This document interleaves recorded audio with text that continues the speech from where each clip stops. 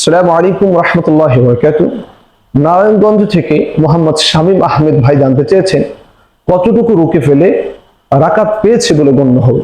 অত্যন্ত চমৎকার ও গুরুত্বপূর্ণ একটি বিষয়। এই বিষয়ে অনেকে জানতে চেয়েছেন, আমাদের ভেলাল ভাই জানতে চেয়েছেন, অনেকে জানতে চেয়েছেন যে ইমাম সাহেব যখন রুকুতে যায়, রুকুতে গেলে আমি ইমাম সাহেবকে কতটুকু পেলে আমার রুকু পেয়ে বলে গণ্য হবে, অর্থাৎ রুকু গেলেই তো আমার রাকাত পাওয়াটা গণ্য হবে।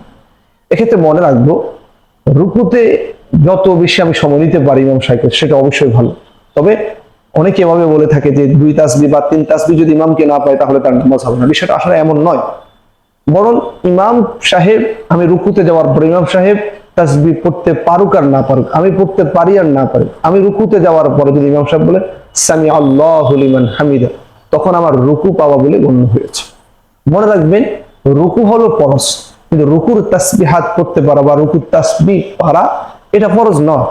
এক্ষেত্রে রুকু পেয়েছে বলে গণ্য হবে, অর্থাৎ আপনি গেলেন, ইমাম সাহেব সাথে সাথে উঠে গেছে, আপনি একবার তাসবিহ বা ইমাম সাহেব 3বার তাসবিহ পড়তে হবে, পারতে হবে। এ সকল বিষয় আসলে ফতোয়ার কিতাবের মধ্যে আসে নাই।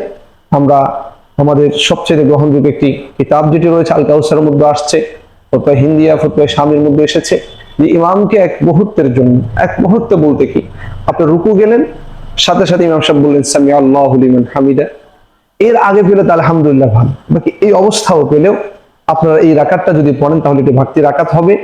এই নামাজের যে সহি মাসআলা আছে সেটার উপর আমল হবে না।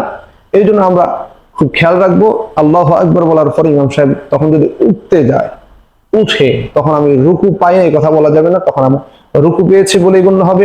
আল্লাহ তাআলা আমাদেরকে প্রত্যেকটা নামাজ, প্রত্যেকটা সালাত আমাদেরকে তাকবীর ও উলার সাথে আদায় করার তৌফিক দান করুক। তাকবীর উলার সাথে সালাতের অনেক বেশি ফজিলত। 40 যদি কোনো ব্যক্তি তাকবীর উলার সাথে নামাজ পড়তে পারে, আল্লাহ তাআলা তাকে জাহান্নাম থেকে এবং মুনাফিকি থেকে মুক্তি দান করেন। সুবহানাল্লাহ। এই জন্য আমরা যারা সালাত আদায় করে থাকি চেষ্টা করবো ইনশাআল্লাহ তাকবীর উলার সাথে সালাত আদায় করার জন্য। সারমর্ম কথা হলো, ইমামকে রুকুতে পেয়ে বলে গণ্য হবে। আপনি রুকুতে যাওয়ার পর ইমাম তাসবিহ পড়ুক আর না পড়ুক, আপনার যাওয়ার পরে যদি বলে সামি আল্লাহু লিমান হামিদা উঠতেছে, তখন আপনার রুকু পেয়ে বলেই গণ্য হবে। আল্লাহ তাআলা আমাদের সকলকে এই সকল মাসআলাগুলো জেনে শুনে আমল করার সেই তৌফিক দান করুক। ওয়া মা তাওফীকি ইল্লা বিল্লাহ।